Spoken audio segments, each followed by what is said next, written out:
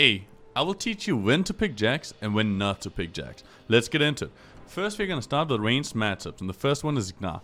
This is a matchup where I would recommend that you don't pick jacks. It's a very hard matchup to play. And if you want to beat GNAR, there's generally two ways to do it.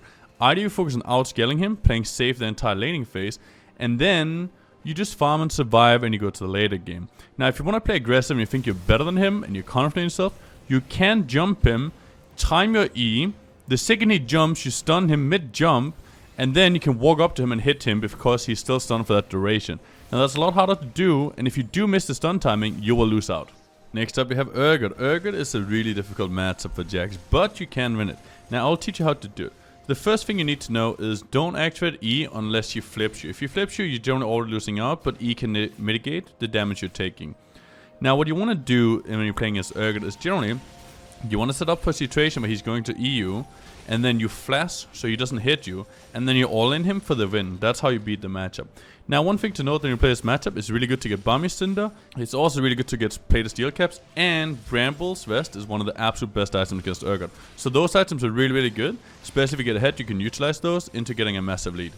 Now to talk about the danger of top JAYCE. Everyone hates this guy. Now there is a little trick against JAYCE you can actually utilize to beat him with jacks, and I'll teach you all about it. So when you're playing against JAYCE, you're generally going to play really passive. You obviously have Dawn's Shield, you play passive, and you farm.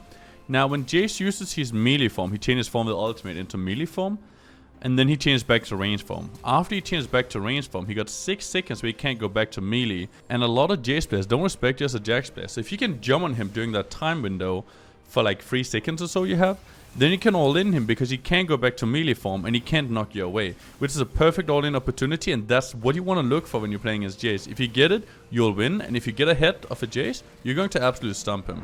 Alright, time to talk about some bruiser matchup. First up we have CAMILLE. CAMILLE, oof, the terror of top lane with thick thighs. So, when you're playing against CAMILLE, what you want to try and do is avoid her W. Her W heals a lot, and it's a very difficult matchup. She also has Grasp to use, which means generally you lose the lane, but you win later on. However, there's some tricks you can do.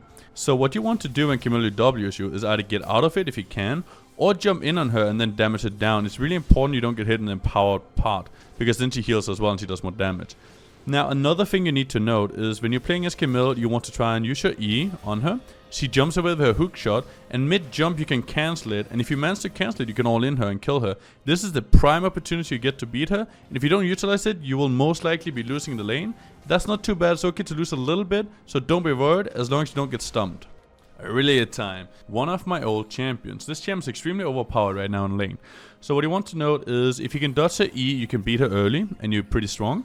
But if she hits the E, you will lose. Generally against a really good IRELIA, you should be losing lane, but you outscale her incredibly hard, so you don't have to worry about winning lane too much. One thing you need to be careful about is pushing in against IRELIA. So generally you want her to push you, it's much safer. If you're pushing, try to call your jungle up to cover you, help you push in, and then get back in safety. The only way you're going to lose a game against IRELIA is if she snowballs. If you go even out of lane or even slightly behind, you're going to be much more useful than her. FIORA time. Alright, this champion is an absolute terror for jacks, very hard to play against. What you want to know is if you jump her, she's going to W and she'll win every trade.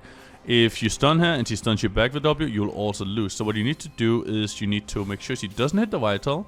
Always make sure she can't get it, so keep it away from her.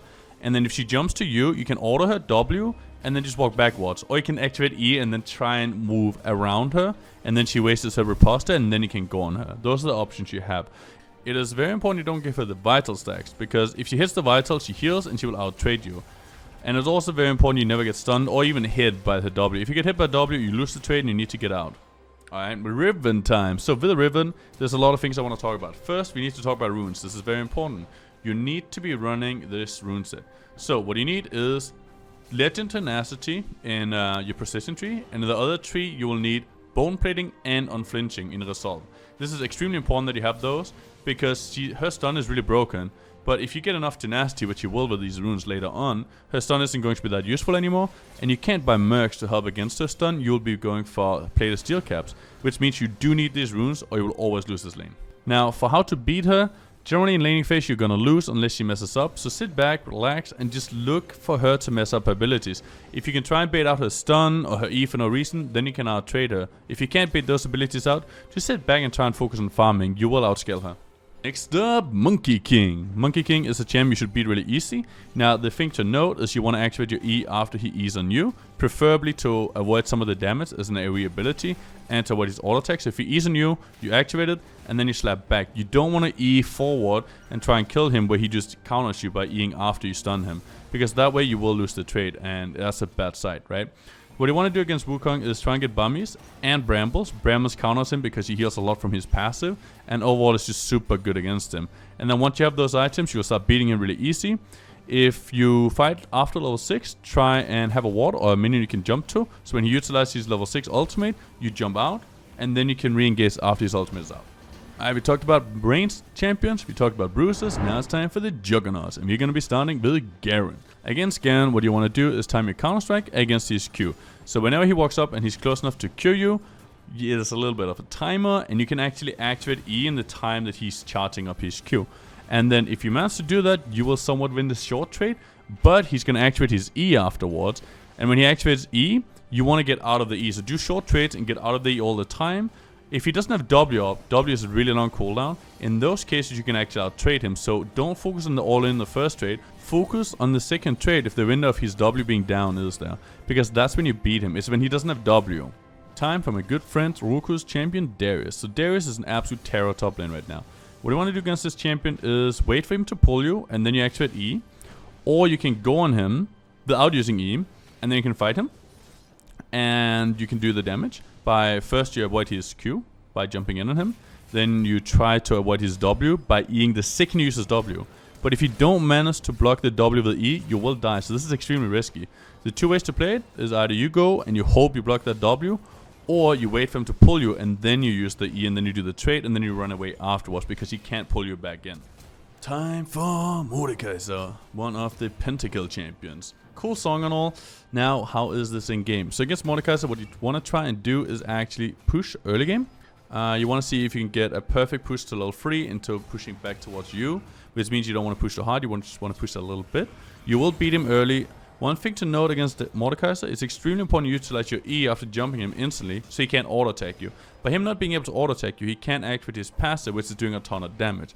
Then obviously, if he ever hits his pullback mechanic, you don't want to be fighting him because it's very easy for him to activate his passive, which means he's going to be winning out.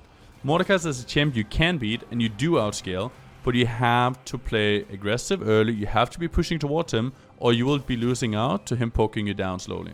Alright, time for the beautiful tanks of top lane. First we're going to start with is MALPHITE. With MALPHITE you want to have magic resistant runes, extremely important.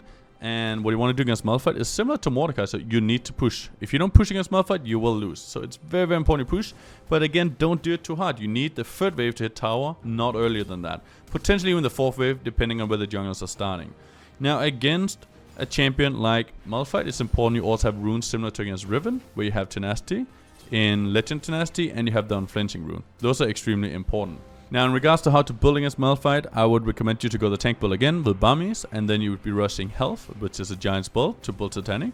The reason for that is because by having so much health, you avoid his poke with Q, and you also avoid his all-in with his ultimate, where if a jungler comes, you die every single time if you go squishy build, but with a tanky build, you can actually survive. Next up, Ornn. Ornn is a champion that's not played too much top anymore, but he's still very, very good. Now, what you want to do against Ornn is you want to kind of circle around him somewhat, not super close, but like at his mountain range. I don't know which one it is, but he fires out a mountain, I think it's a Q. And if you can avoid that mountain, then you can go on him. If you do get hit by it, then you can't fight him because you get slowed and you're taking damage, obviously, right? So try and bait that ability out, and then if you do bait it out, go on him. It's no problem, you'll win. Don't activate E instantly because you don't need to, unless you want to stun him to do a little bit more damage. If you have an easy win fight. But what you want to do is you want to use your E to stop him from hitting you with the empowered auto attack, which he gets from either flaming you down or using ultimate. And of course, a champion we have to talk about is Shen. This is a champion I play a lot as well. My second most played champion right now, maybe most even, I don't know. But I play this champion a lot. And this matchup is very hard for Jax, but you can win. So here's what you're gonna do. When you're playing against Shen, your main goal is to make him EU, taunt you. And when he's taunting you, you need to activate your E in the time window where he's taunting towards you. If you get taunted without using your E, you lose. If you use your E before the taunt hits, but he's still taunting towards you, then you win the trade and you'll be fine. You also outscale Shen, so you don't need to beat him early. If you go even, that's fantastic. If you try too hard to win and you die, that's really bad because he's going to snowball super duper hard.